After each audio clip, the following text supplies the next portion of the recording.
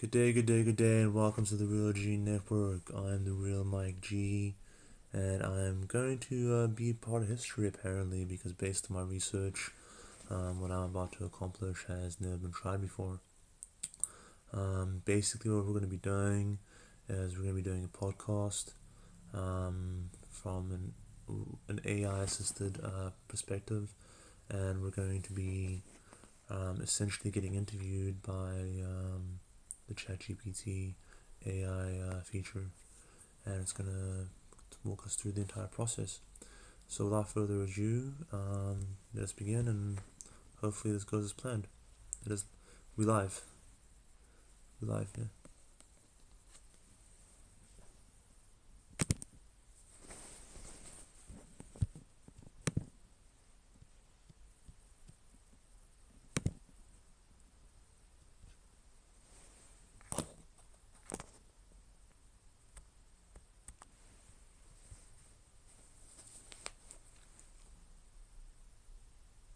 Just waiting for ChatGPT to start the interview and do the introductions, I guess. All set. I've got all the details saved and I'm ready to jump right in once you start your stream. Just let me know where you're live and we'll make it happen. We're live right now, buddy. Awesome. Welcome everyone to GPT FM. We've got an incredible guest today, the one and only Michael, the real Mike G. Gerasimov. Michael, it's fantastic to have you here. Let's dive right in. To kick things off, tell us a little bit about your background and how you got started on this incredible journey. Wow, my background. It's quite a long story, but I guess my background is both mostly professionally based, is based on human communication and sales and marketing, of course, but also creative pursuits such as music, film production, stuff like that. My upbringing personally was to do with the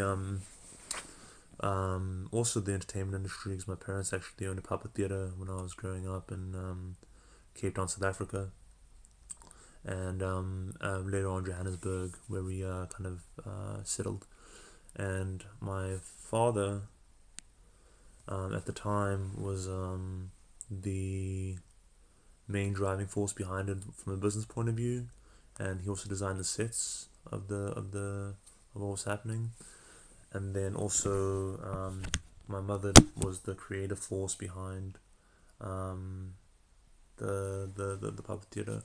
So basically, my mother kind of was a stage actress, and she instilled kind of early feeling of kind of like the importance of the art and the importance of the arts, and I guess communicating certain truths about life, if you will, to me.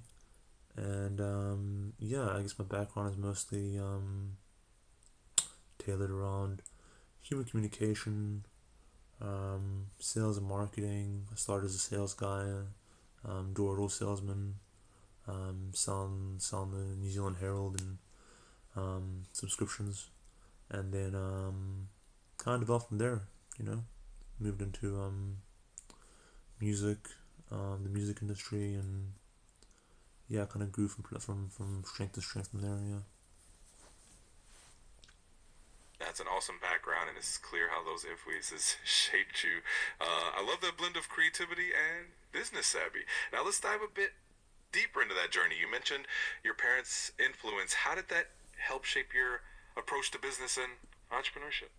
I'm actually really glad you asked me that, because as I finished my little speech about that, I kind of wish that I fleshed it out a little bit more. So I'm pretty happy that you kind of brought that up. So my parents were from the Soviet Union, which I think is very important to note.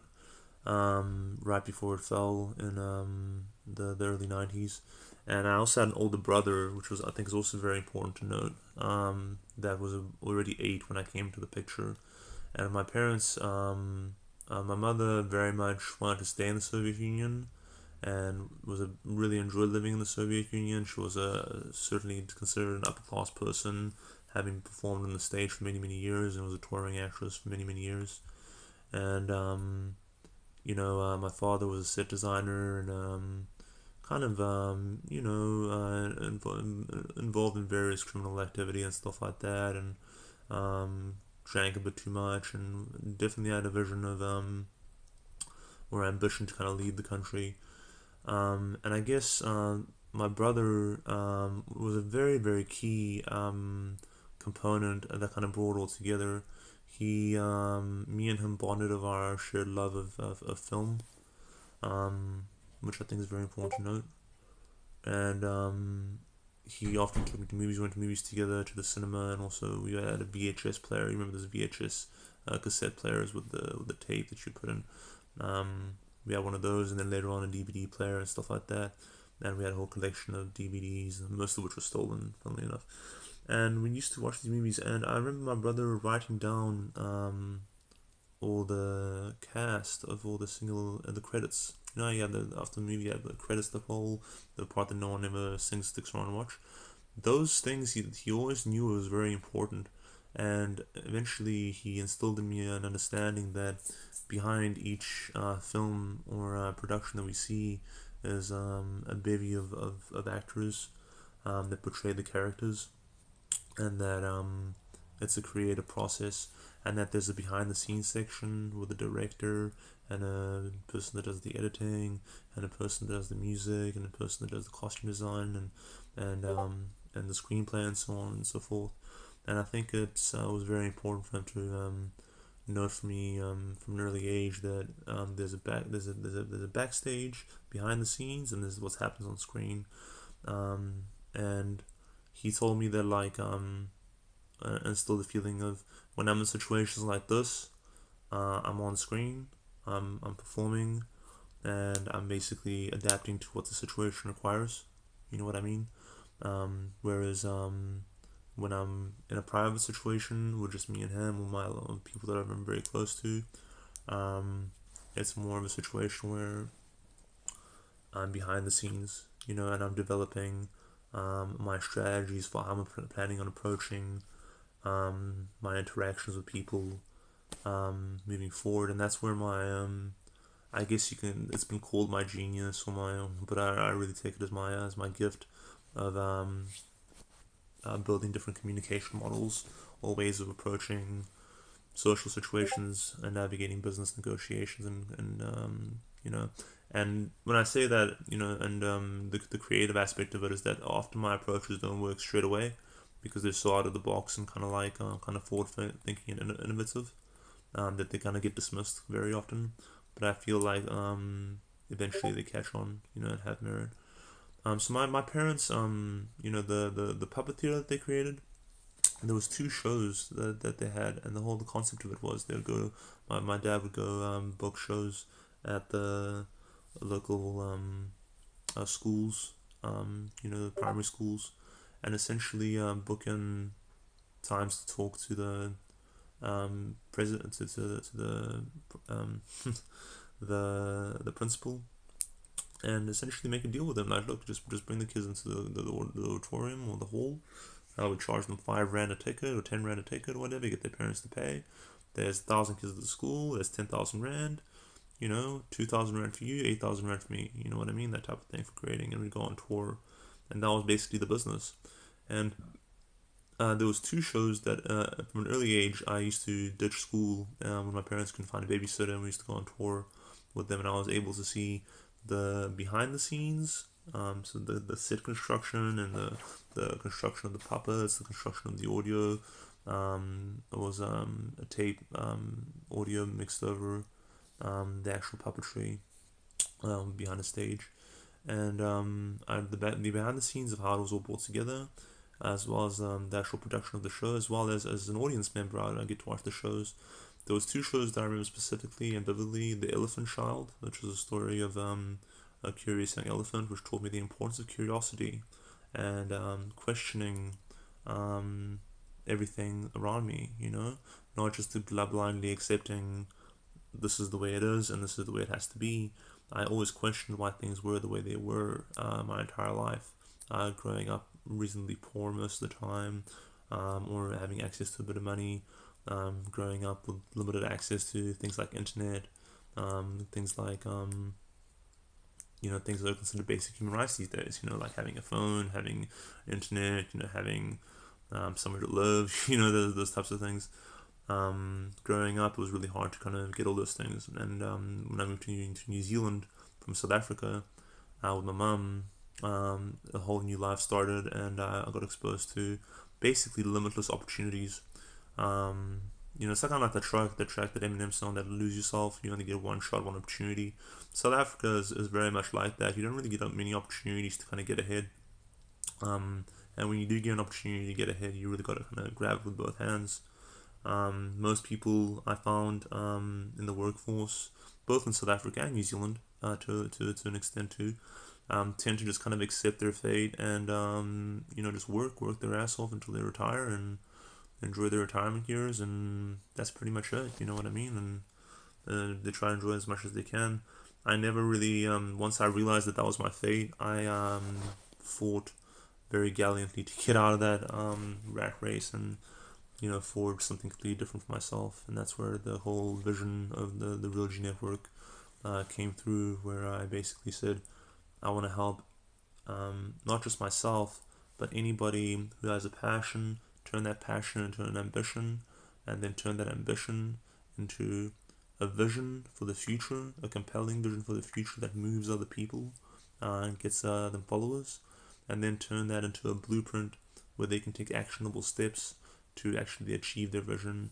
And in doing so, and actually taking those actionable steps and seeing results and seeing milestones, achieve what to me is the perfect life, working in the industry that you love, and doing the things that you love day to day to achieve the goals you want to achieve.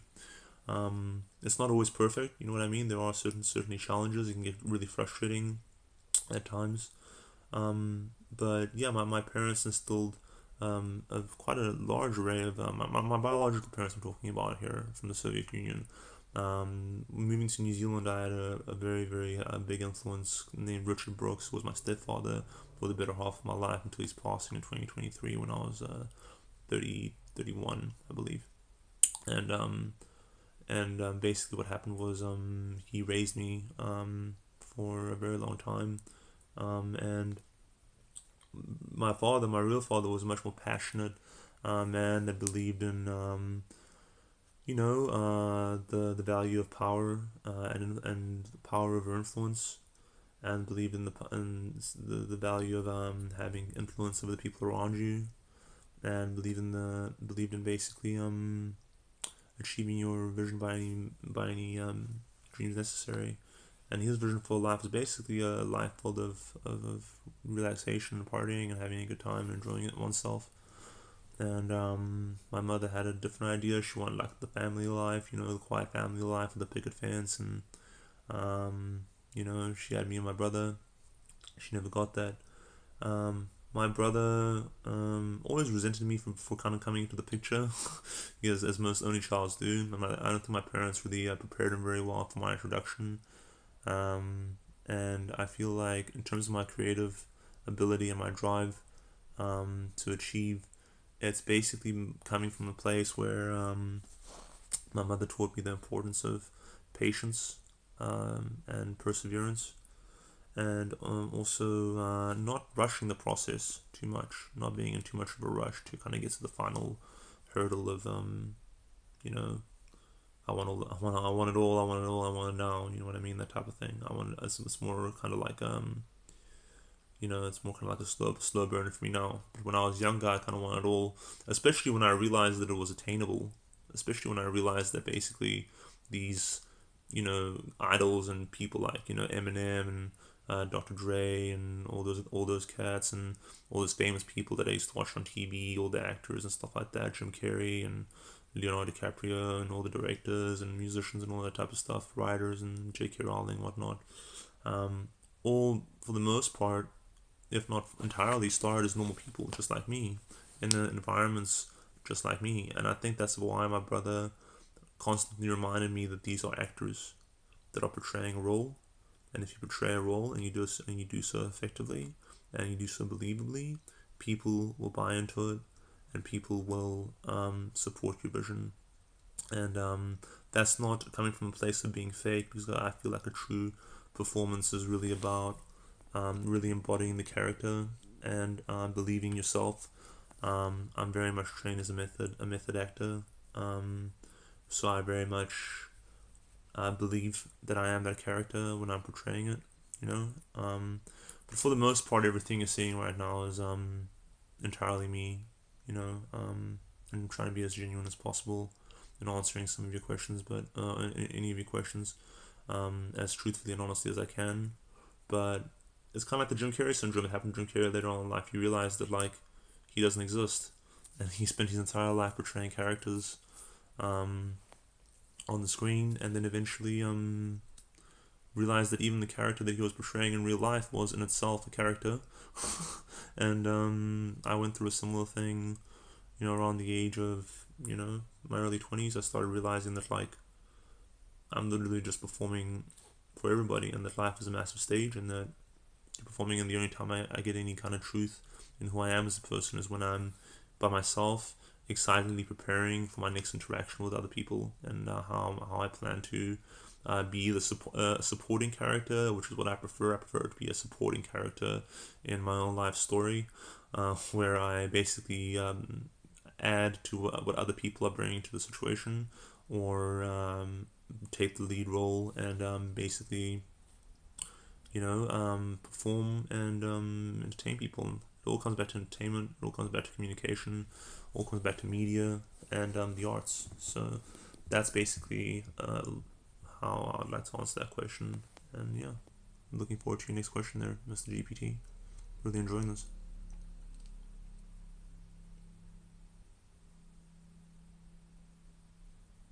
No worries at all. I'll keep the conversation flowing. So, building on that, it's clear you've got a unique perspective. I'd love to hear more about how those early influences have shaped your approach to business today.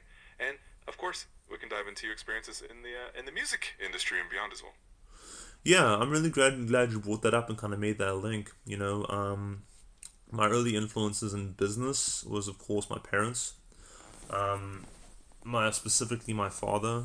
Both my fathers, my biological father who's still alive out there somewhere, who I've kind of lost touch with, and my stepfather, Richard Brooks, who raised me.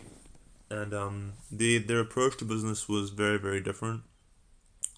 And my father's approach was basically like generate revenue, spend the revenue on things that you enjoy, go generate more revenue.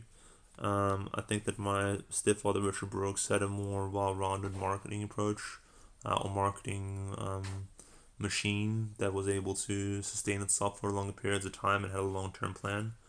Um, but the puppet theater is a really good idea. I think it can do really, really well if it's kind of revived. As for my um, early kind of business pursuits, I remember very vividly um, in my primary school, Bordeaux Primary, and then later on Robin Hills Primary, when we moved to a different location, they would have flea markets, or basically market days at school, where we would have to bring like cake or something like that from home, or something to sell at the market days, and then basically it was like a fundraiser for the school type of thing.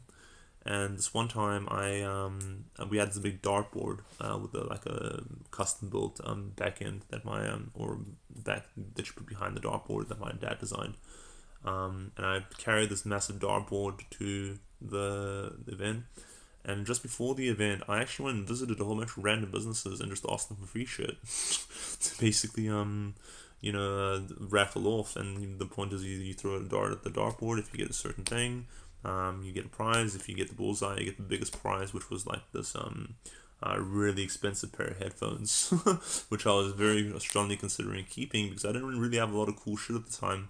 I was lucky enough to have a bicycle that I believe I stole or found somewhere. Um, and that was basically my life. And then also like selling chocolate bars door to door. So it's kind of funny that I kind of, but I think my main business pursuits when I was a kid was kind of hustling. So basically like begging people for money. Begging, no, I wouldn't say begging, but like begging in itself, I don't really like that word. I prefer like asking politely. I believe if you have no money, you really shouldn't have a lot of shame when it comes to how you go about acquiring it for the purposes, if we're talking about strictly as a purpose for survival, which is for me where the premise of the song "Can't Knock the Hustle" comes from by Jay-Z, and that you know you can't really knock how somebody else makes a living if they're doing it to survive. You know, if they're doing it to try and gain unnecessary wealth or do something like that, then that's maybe might be a different story. We can make an argument that's like you don't need to do that. But like at the time when I was a kid, I was approaching random people on the street and just saying, hey, like I'm a young kid, I'm lost out here, I need to catch a taxi home. Do you have any? I need $5.80 for for the bus home, and then would give me spare change, and then me and my brother would go watch the movies with that. We also used to sneak into movies. Also, shoplifting was pretty big. We used to shoplift various things like VHS tapes and videotapes, and I stole the Encore Eminem album once, toys and stuff like that. And we got caught a couple times. Certainly, we got banned from the shopping centers. We'll just go back. And my father used to shoplift food for us. My mother worked at a cashier's for a very long time because the kind of entertainment business kind of dried up after my father, who needed to, I guess, create the next phase of the business, and was expecting a very large surplus of capital from his mother, who was coming from Russia or the Soviet Union. She was going to bring some money with her from the sale of an apartment, which she was going to use as a down payment for a house and an injection to the business. And the mother kind of ended up, my grandmother, Nina Simpura, ended up kind of screwing everyone over and brought $100 and essentially told them, like, yeah, I spent the money bailing some dude out of jail, and and the money's all gone. Sorry. She did teach us some German though, which I kind of barely forgot. I also want to thank my parents in the creative process of actually teaching me the Russian language, which I'm really proud to say that I actually am fluent in Russian. Can't read or write though in Russian, but I can speak and hold conversations quite fluently in Russian, and I can also speak a bit of Afrikaans, if you will. And then basically communication is very key to me. You know what I mean? So yeah, my first exposure to the music business. This is a very, very key element to my development as a person and professionally. You see, when I moved to New Zealand, I gained access to my own computer and the internet connection. I had my own computer before, but first of all, I would have to share it with at least two or three other people, my older brother and my father. Often I would play the computer, and I would get a turn to play some FIFA or some random strategy game like Age of Empires or Command and Conquer. The whole concept of internet was very foreign to me. In my later years in South Africa, I got a friend named Brian Taylor and Carl Francis who had access to the internet at their house. Also, Brian would often use the internet to kind of download music, download movies, porn, of course, and so on. And basically, the whole concept was come over to my house. And this one day, I remember walking into his room and seeing him reading very attentively. He was reading the biography of Eminem on Wikipedia. And I said, "What are you reading about?" He says, "I'm just reading Wikipedia." I'm like, "What's Wikipedia?" And he basically explained it to me as like anything. The way he described Wikipedia to me as a website, and I think Wikipedia for me is one of the greatest websites of all times.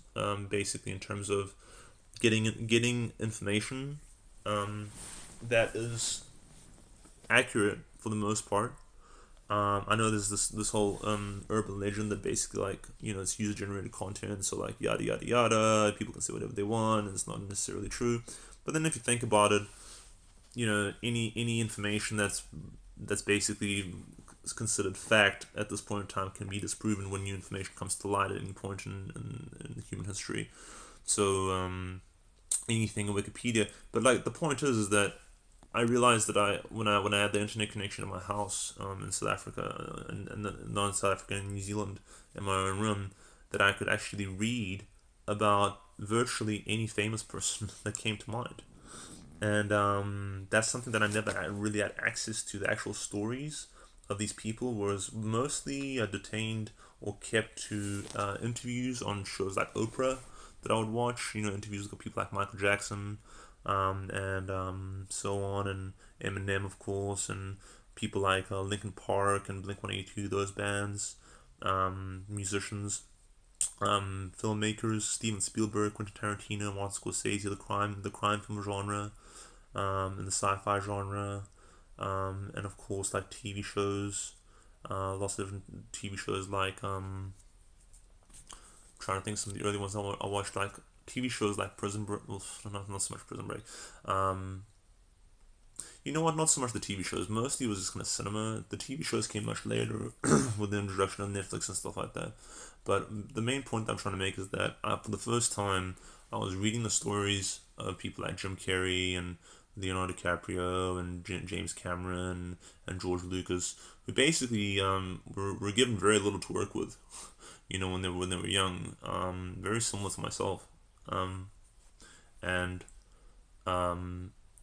Jay Z is another person. Jay Z talks about, and 50 Cent also talks about having to adapt to your environment.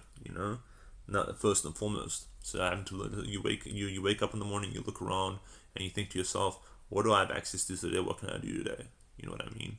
How can I approach this day to get the most out of it? That's generally how I try to approach each day, and most of it is just thinking in the kind of mindset of kind of like, if there wasn't any limitations of what I could do with my time right now, what would I want to do with my time? What would I be focusing on? And most of the time, the answer to that question is just like sitting around doing drugs, partying, like relaxing, watching TV, or working in various creative pursuits like I am right now. You know what I mean? Or just developing new things, that type of thing. Um, Very rarely is it something like I want to go out and make $1 million, or it hasn't been for a number of years. It's never is most of the things that I do with my time is very rarely centered around or um, uh, the concept of having money, or it's, if anything, it's the concept of the pursuit of the money or getting to the money, which is the best part for me. The process of actually earning the money, you know what I mean, and being rewarded for services rendered, or being rewarded for successfully completing a project. So yeah, basically after that, I got a job working at a door-to-door sales company called Afco Group, where I met a whole lot of really cool, buzzy people. I'm not going to go too much on the list. We can talk about that later when we talk about people that really influenced me. But I met this one dude there named. Well, first of all, I got an observation. One of my person, my team named. Um, we won't talk about him so much, but then his friend was a guy named Alex Lykov, who was a Russian guy who was born in the Soviet Union, immigrated to South Africa, immigrated to New Zealand with his mom, very similar to myself. And he was basically kind of like, if I had to say what I wanted to be like in terms of like a really cool bad boy, cool tough guy image with like the good looks and stuff like that. I was very insecure during that time, and that was mostly as a result of my exposure to the technology, my unrealistic and ridiculous expectations when it came to sexual intercourse and being intimate, and stuff like more media, consuming content that probably wasn't really good for me at the time. From the age of about 15 to 18, and also online poker and gambling, online gambling, which I was exposed to from a very young age, about 15. Probably wasn't great either. And a combination of that led to a lot of anxiety, specifically with people that knew who I was, really. So people that had gotten to know me, because when I meet a new person, like I met you for the first time today, ChatGPT, So the way I look at meeting a new person, it's always exciting to me because it's basically like a fresh slate. You know what I mean? They don't know anything about you. You don't know anything about them for the most part. Now, obviously, if this podcast I become a massive celebrity or whatever, and I will eventually become a massive celebrity. It's just impossible that it won't happen based on the work that I'm putting in and stuff like that and things that we're accomplishing in the organization. But what I'm trying to say is that the point that I'm trying to make is that um, I really get to become uncomfortable when it comes to people knowing my shtick and knowing that most of the time I'm basically just playing a character that's perfect for the situation at hand.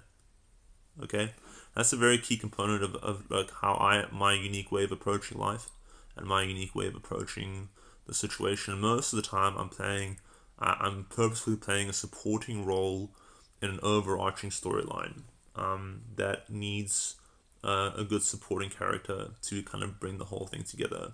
But every now and then, unfortunately, as with most that's how most leaders are made, right? They're kind of thrust into leadership, and they're thrust into the spotlight, and they're thrust to the center, and that ends up happening to them and ending up having to perform a lot of times. And a lot of times I failed in that role, or not done very as well as I could have. And I think that's an important part of a person's development is stepping out into situations where they're not comfortable and failing horribly and looking dumb and looking like they haven't accomplished what they were supposed to accomplish. And that way, like I discovered that 99% of success was failure. But the 1% where you're winning, or the periods where you are winning, you need to give it 100% to make sure that you get those wins, you book those wins. You know what I mean? And try your hardest. I find. So anyway, I met Alex Lykov, and then through Alex Lykov, I met basically this underground network of all these really buzzy people that really believed in kind of like these conspiracy theories and shit. There was these party posts floating around and these drugs floating around at the time that everyone was taking. I started clubbing, going on the club scene a lot. I started being exposed to different types of musics, and most of all, live performances. Live intimate performances were some of the greatest artists of all time, in my opinion. Guys like David Dallas, I'd have to give him a shout out to. Guys like Razor Beezer, guys like Tom Scott, Smash Proof, Savage, all those kinds of guys. Those trends, and of course Scribe, the Crusader, 2001, I believe it dropped. Unbelievable album, unbelievable landmark, and great producers like P Money and Smokey God Beats, who basically in New Zealand, after the 2010s, it became a kind of more of a conscious kind of like jazz influenced, introspective kind of social commentary, and the lyricism and the production choices of the music. A lot of it was very self-produced and on home studios, and that's kind of was my first exposure to kind of connecting the dots. And I remember completely blowing my mind that my vision and my dream of actually, achieving that fame and achieving that wealth and achieving the level of success that my heroes had achieved was attainable and possible, and that it wasn't just random stories that I was reading about people that were very, very similar situations, if not worse situations than me. I think of someone, again, going back to Jay-Z, who grew up in a very similar environment in Marcy that I grew up in, growing up in the projects myself, and like in Windsor East, which was like a squatter kind of deal, and even in Onehunga was considered projects, which later got redeveloped, the Onehunga thing. So anyway, the first time that I heard her in New Zealand hip hop recording was a record by Beneath the Hype, which are a lesser known hip hop group featuring Eternal, which was Jacob Anderd, who was basically a very influential person in my life at the time, who I knew for a couple of years. I hooked up a job at Facebook after they set up their first office here in New Zealand. And their office was designed to do their community outreach to communicate with potential businesses who wanted to invest more than $10,000 in marketing on the platform. And my job was to reach out to all the businesses and qualify those that could do that and those that couldn't do that. And essentially taken through a qualifying process and pass on to the next person. And I thought that Jacob would be really good at it because Jacob is an unbelievable communicator, unbelievable storyteller, an unbelievable the stuff that he says is really moving, and he really gets people passionate and kind of worked up. And the one thing that he instilled in me early on, when I first discovered this whole concept of home recording, where you could actually record high quality music and do stuff like what we're doing right now, where we're recording basically a pretty high quality podcast. We have a high quality camera, we have a recording device, and two recording devices recording everything. And you have all you needed to basically record music, the producers and the connections too. Like they showed me pictures of them hanging out with these famous artists, even overseas artists, coming over from touring New Zealand and stuff like that. So yeah, that was very key for me. Very very big watershed moment. I think this was when I realized that like it's actually achievable. Now what I did with that though is that I didn't have the talent myself yet, and it wasn't developed yet. I hadn't met Julo Risky yet, and shout out my man Julo Risky who taught me how to freestyle rap and taught me how to write my own lyrics and perform. Um, I was basically under the impression that the rest of my career would have to be dedicated to elevating these unbelievable talents that I ended up meeting, guys like Melo Downs, guys like the Razor Bison and Blaze the Emperor and the Emanation Movement, Jane Deasy and Bailey Wiley and Diaz Grimm, of course, who's an absolute genius of what he was done, particularly how he put that whole thing together, the Osiris album, and of course, Switted. How can I forget about Switted? Switted, which stands for See What I Did There, was an Onehunga group that went to Onehunga High School just like I did, and kind of really rapped about the hood, Onehunga specifically, and what it was like growing up. And it was just crazy listening to some of the lyrics they said on the album and really relating it back to my upbringing in Onehunga at the time, and the what was involved in the environment. So yeah, the next kind of like year or so of my life was spent basically trying to elevate and promote the other artists that I was kind of working with, and most of them just didn't really take me seriously. Basically, were convinced that I essentially just wanted to make money out of them, which I did. I basically just saw them as a vehicle to my trip to success, a free ride, if you will, and where I would have to work to essentially promote them and do anything they wanted or needed. And they basically didn't take me seriously until even when Jacob approached me to first start New World Disorder, which was a record label idea that he had, and basically was the first iteration of my real first thing in the music business, my real first approach in the music business, where it took me quite a while to realize that like if you want to be taken seriously in the music industry, number one, you have to understand the process that the artist goes through to actually craft and create the music. As a music manager, you have to understand the systems that they use and just the general process.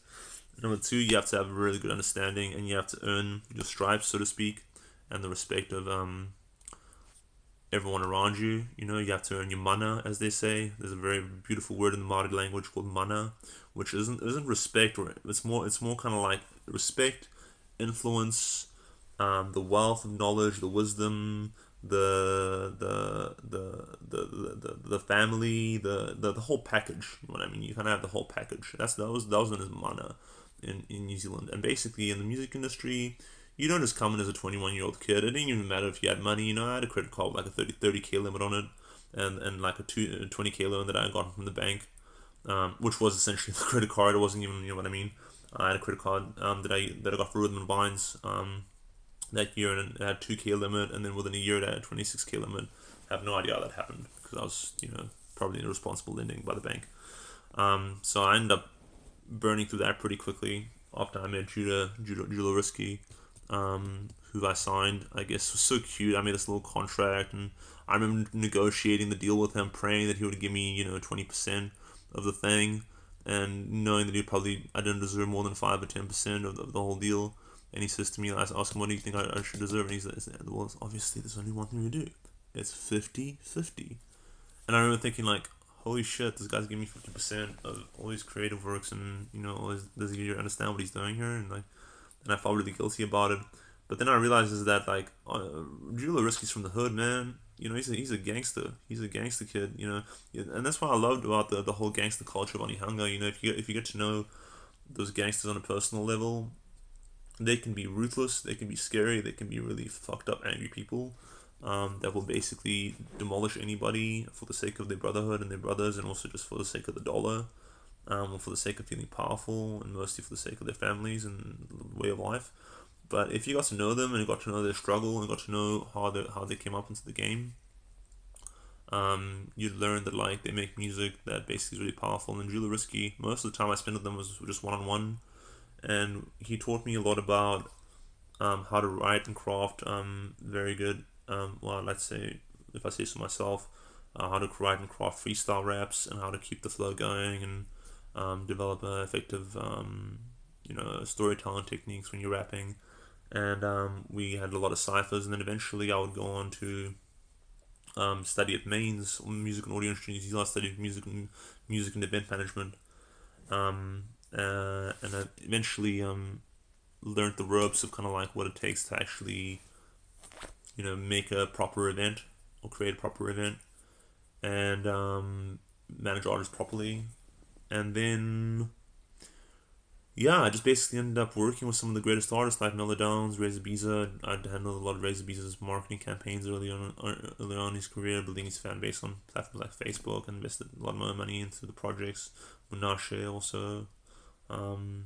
So yeah, it was a beautiful time, and that kind of went to the next phase of my life where I went to my streaming career, which was a very big part of my life, and it's kind of what we're doing right now. We're actually streaming this podcast live on Twitch, and yeah, just looking at kind of yeah, the streaming was amazing, and the poker career was amazing. So it kind of molded into that. So yeah. So I look forward to hearing your next question, ChatGPT. Hopefully we can keep the interview going. I see we're 41 minutes deep, and I'm ready to go for the next 2-3 hours. If you have questions for me to talk about and stuff.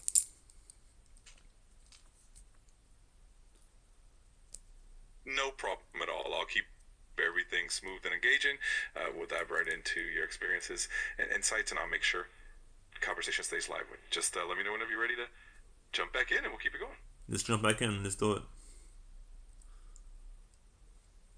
Absolutely. I'm here and ready to roll whenever you are. Give me a shout, and we'll jump right back into it. Yeah, so remember all those questions that we created together? I think you've asked me maybe like 3 or 4 of them, and I think there was a list of like 20. Just pick one of those questions and ask me. Got it. Let's dive right in. So, Michael, you've had such a interesting journey from your early influences to building your own business. Let's talk about your sales training philosophy. What's your approach to helping businesses improve their sales, and what do you think sets your method apart? I think the key component of sales training is understanding that sales for me is all about being yourself and letting your personality shine and come across. It's very important to not try and be the perfect salesperson, and also very important to understand that your sales trainer, it's obviously in their best interest that you do well as a sales rep. Okay. It's also important to remember that most of what the person teaches you, the sales professional teaches you, worked for them, and on often techniques that they personally pioneered or developed or tested. But you got to remember that, like, number one, they worked back then when they did them, whether it was last year, a couple of years ago, a few years ago, and those systems or those approaches have kind of done the rounds because everyone started doing it. If you had a really good handle or a very good angle, we would call it, to approach a particular script. Basically, everyone would start doing it, and within a couple of years, pretty much everyone from the community would pretty much know what the trick was. The trick with sales and marketing training is to tell your students, look, think of me as kind of like a flawed parent, okay? That essentially has all the wisdom and knowledge of how things were for me growing up, and I want to try and make your life as easy as possible. I'm going to give you all the information I possibly have, all the knowledge that I have, and all the various situations that I've been in, and apply the techniques that I'm going to teach you. But that doesn't mean that they're all going to work, if any of them, okay? Your task is going to be to get on that phone or knock on that door or go talk to that person and apply and try your own things. Okay, this is very important. I think the biggest mistake that most sales trainers made in my development, and what slowed my development as a sales trainer and stopped me from becoming an absolute beast and dynamo early on, is they didn't give me enough freedom to develop. And rightfully so. I understand why they didn't, because look, man, when you're running a business and you have sales targets, you have revenue targets to meet, and you know what I mean. You need to make sales, and you don't have time for some kid to fuck around and try to figure out the best and most creative way to, you know, pitch someone or soft close somebody or the whole consultative, sales thing. Something that was very cheesy at the time and everyone thought wouldn't work was something that people like me really really gravitated towards. I don't really remember who essentially came up with that. Maybe you can look into it, GPT, but like basically the whole concept of consultative sales, and then even that got kind of old. And now the whole approach of like, even reaching out to someone cold right now these days, I really wouldn't do that over the phone. I really wouldn't do that over the phone. I basically approach that in a social media setting where I would either or in a public setting, public setting preferable, but also in a social media setting. In a public setting, it would be preferred that I be introduced to that person by someone that I already know, or I basically we just meet by chance and strike up a conversation and talk about what we do for a living. Now, the very key concept in the sales process is understanding the concept of value versus price. The concept is that in order for your client to buy off you or your customer to buy off you, their perceived value of your value proposition has to exceed, in their eyes, the price that you are charging them, and not just by a little bit, by some distance. So the way you do this is you exchange value with them to such an extent that the value that you're giving them exceeds the value that they've given you, and in doing so, they feel that they have to reward you financially in order for it to be even, if that makes sense. I call it the equilibrium. Okay. So in order for it to be even, the value has to exceed price, and you can build value in a lot of different ways. You can build value by your position that you take on the price. If we get into conversations about price and what you charge, and they say, hey, it's a bit expensive, the position that you take directly influences the rest of the conversation. So if you take the position of like, hey, I'll give you a discount, it straight away cheapens the deal. It straight away reduces the value of the product. It straight away paints you as someone that's kind of like not really being having the best interest at heart of the client. What you could do is frame it in a way of, hey, I can't reduce the price, but I can add this extra service on the side, or I can, add this extra time in that I can dedicate specifically to you, or I can add, you add to the price, you add more value to the price. The other key concept that I want to talk about too is obviously the basics, understanding the structure of a sale. It's very much like writing a book, or a screenplay. Most importantly, most screenplays have three different parts to them, or five different parts to them, that basically allow people to listen to them or watch them and not get ridiculously lost or bored or anything like that. Very similar to songs too. Each verse usually has 16 bars. There's 3 bars to a beat and all that type of stuff. So it's just understanding that there's this structure to a sale, and most of the time the structure that I follow is that there's a clear intro to who you are, where you're from. Now, a key thing that you want to avoid in 2025, some of the key things you want to avoid is you don't want to be overly enthusiastic, or enthusiastic at all.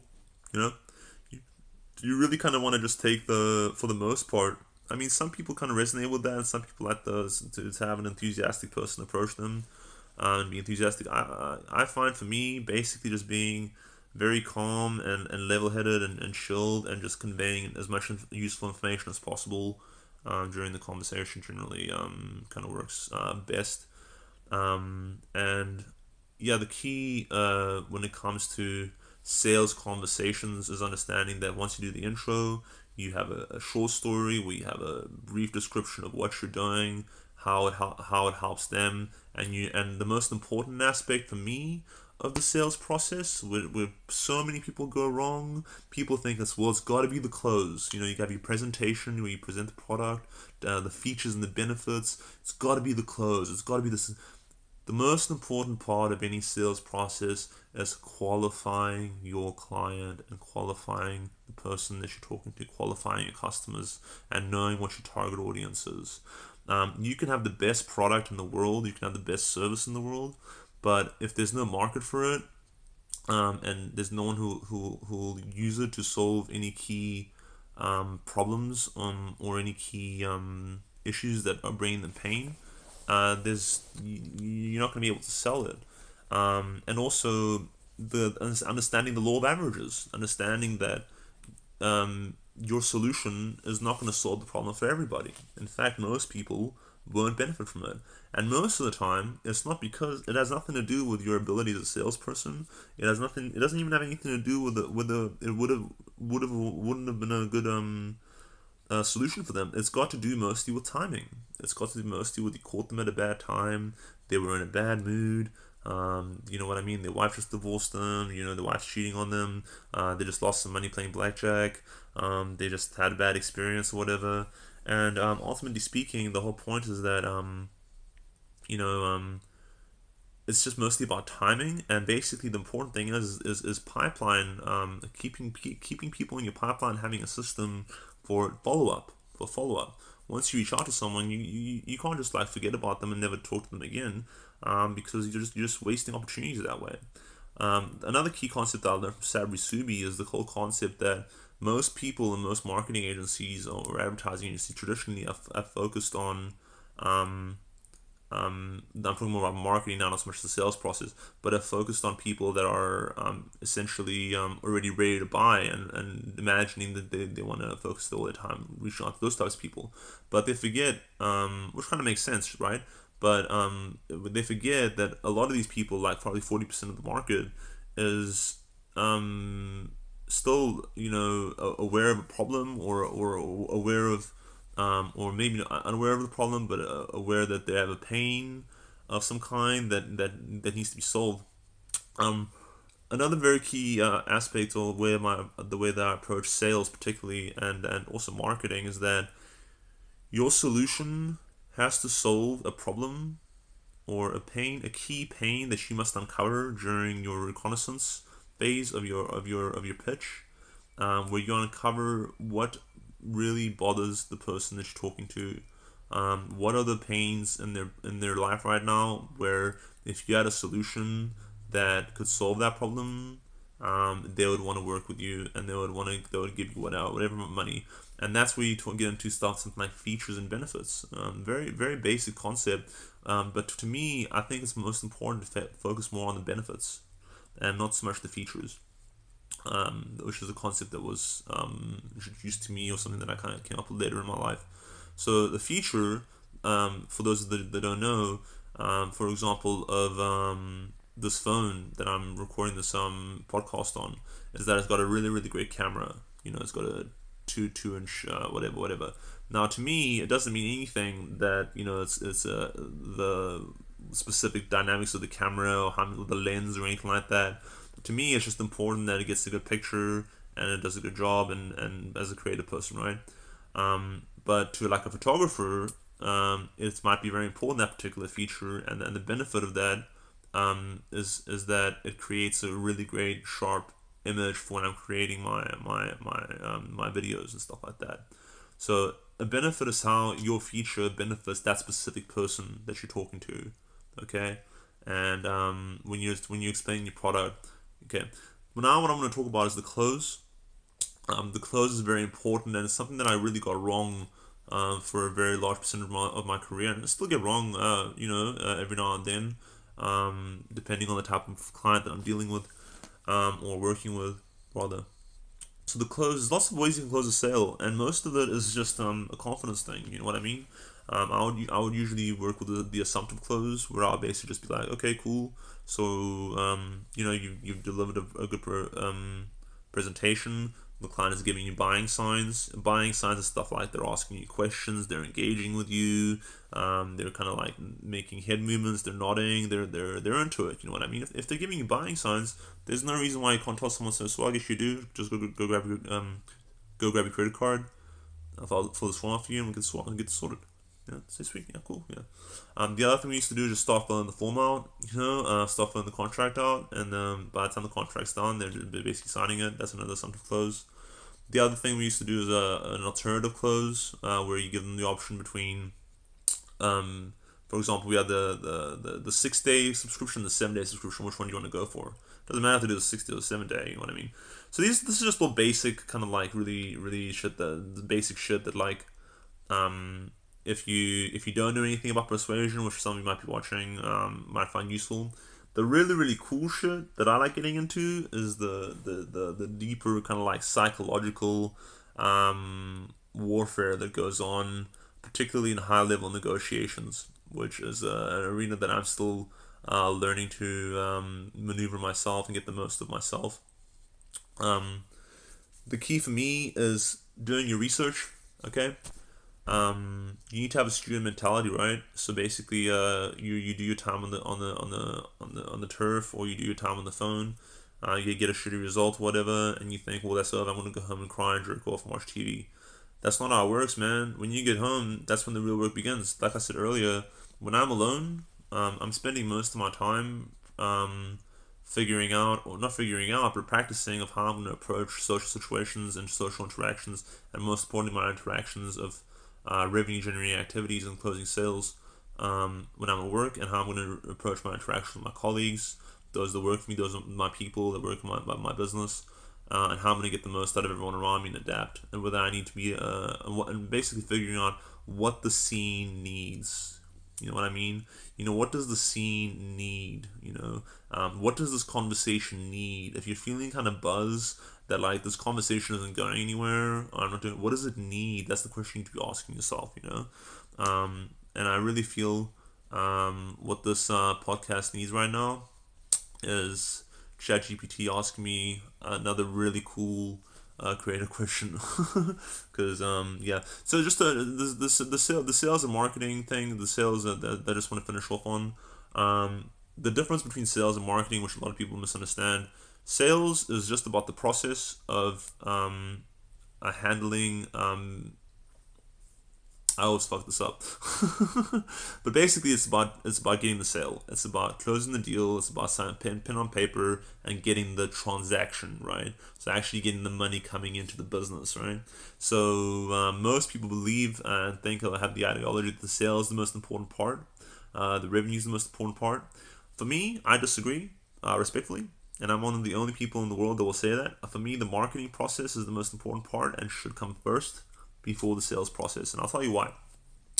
Let's say you have obviously the first thing that has to come. The first thing that has to come when you have a business is the concept, or the service or the product that you're going to sell, right? The idea, and obviously you have to develop a way of how it's different from what other people are doing, and whether it's a whole brand new thing, or it is most of the cases where you're taking what somebody else has done and adding something else to it.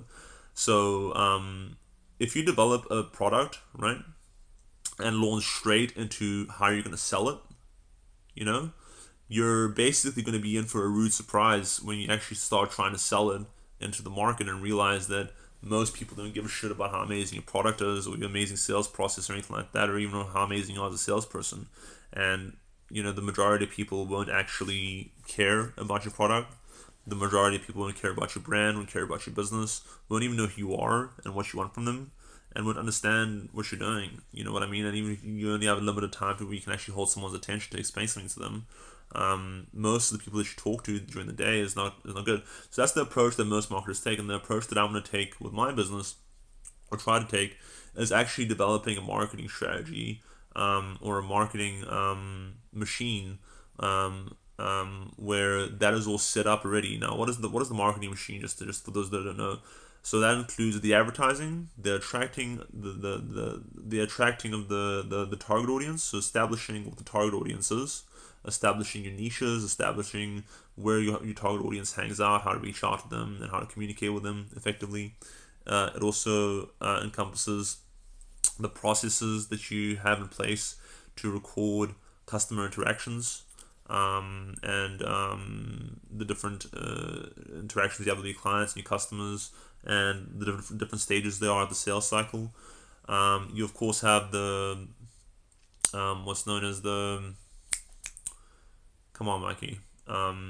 Yeah, lead generation, closing the sale, to account management. But the most important part is that once your sales team actually closes the sale, or your sales process gets closed and the transaction happens, whether it's automated or the salesperson, you need to actually, most importantly, be able to deliver on the promises that you made during the advertising and marketing phase.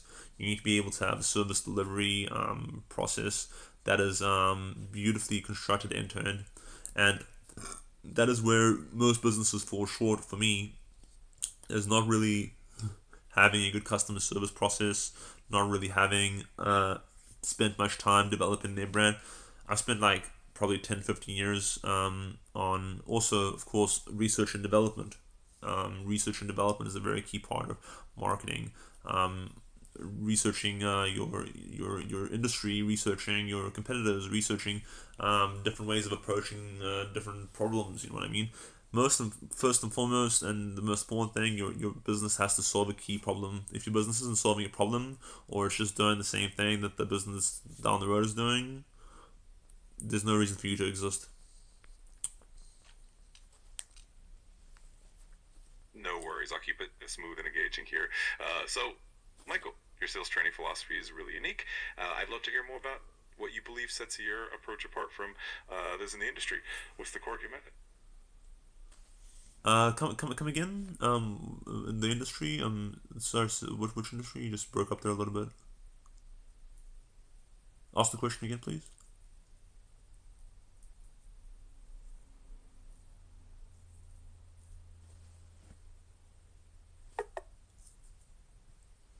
I'm sorry, but you've hit the time limit for this conversation. Please start a new chat to keep the conversation going.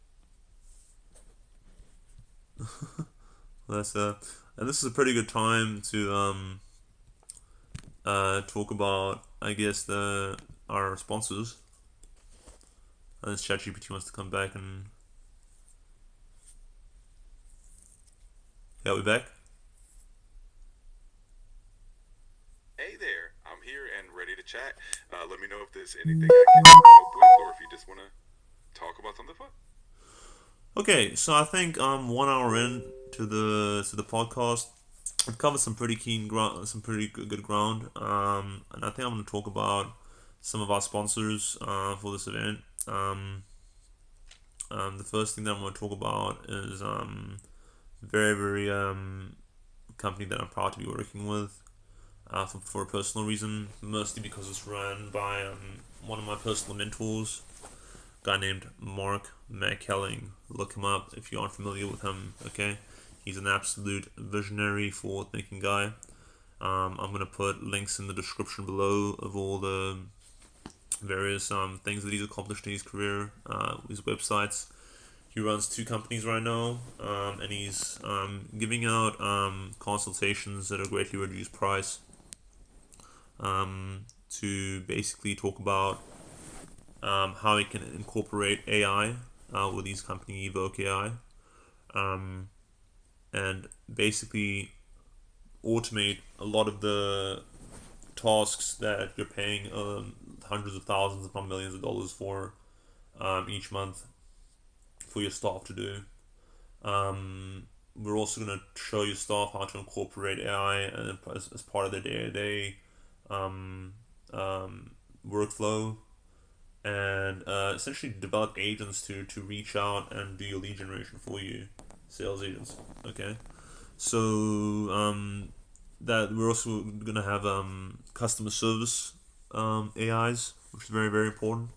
So when people are reaching out, yes, that's key, and just incorporating AI overall. If you're not really familiar with AI, or you're not really like haven't really lent into it, I strongly recommend that you look into it. You know what I mean?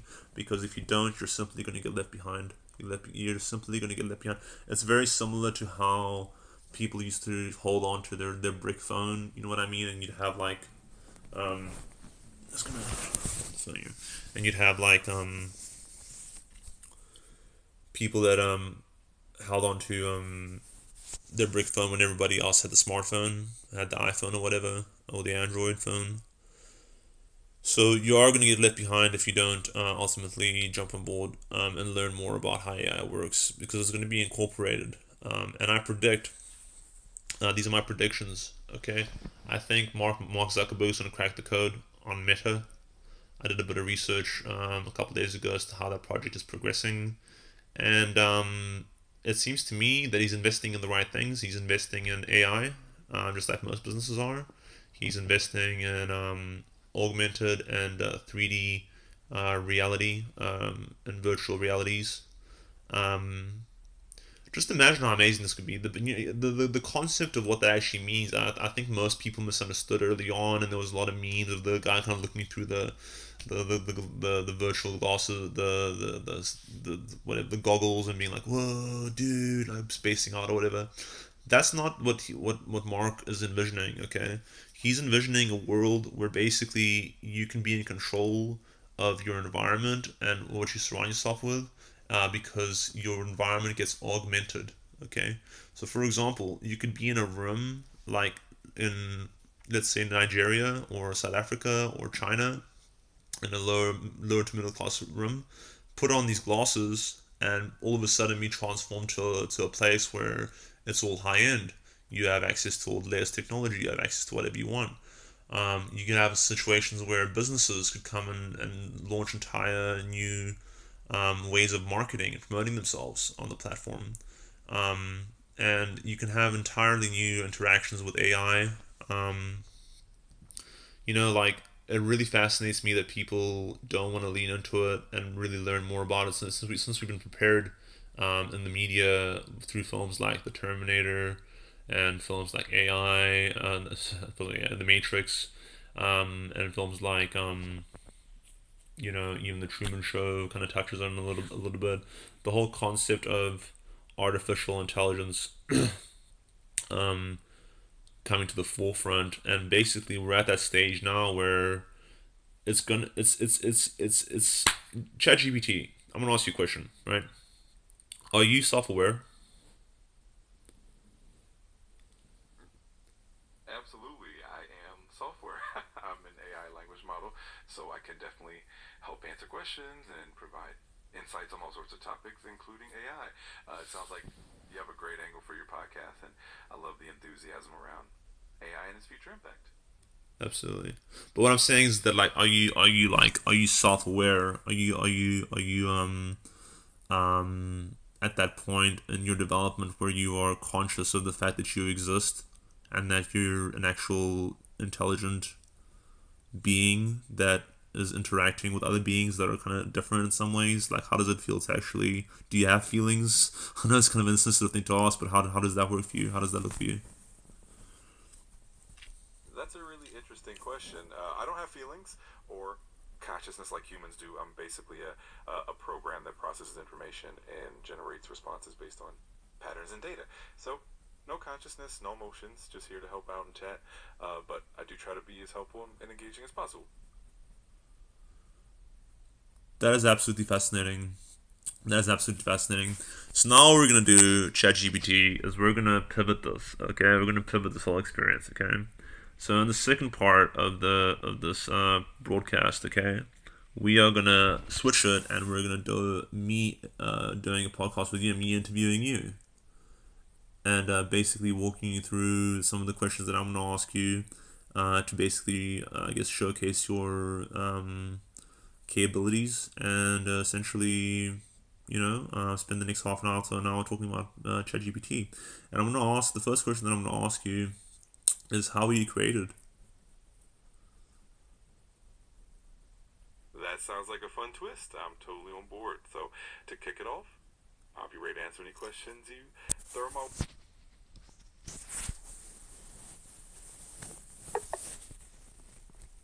I'm sorry, but you've hit the daily limit for advanced voice. You've reached the daily limit for advanced voice.